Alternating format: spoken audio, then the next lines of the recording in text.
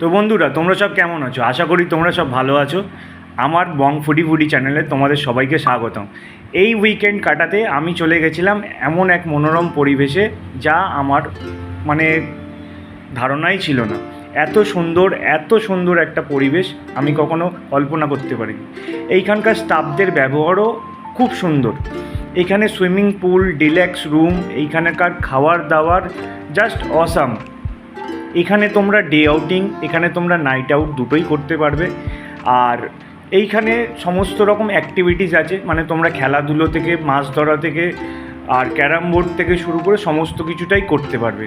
তো দেন এটা কোথায় সেটা জানতে হলে, আর এটা কলকাতা থেকে বেশি দূরে নয়, ঠিক 30 থেকে 40 মিনিটের মধ্যেই। আর এটা জানতে গেলে যে এটা কোথায়, তো সুতরাং চোখ রাখতে হবে আমার ফুল ভিডিওতে। টাটা।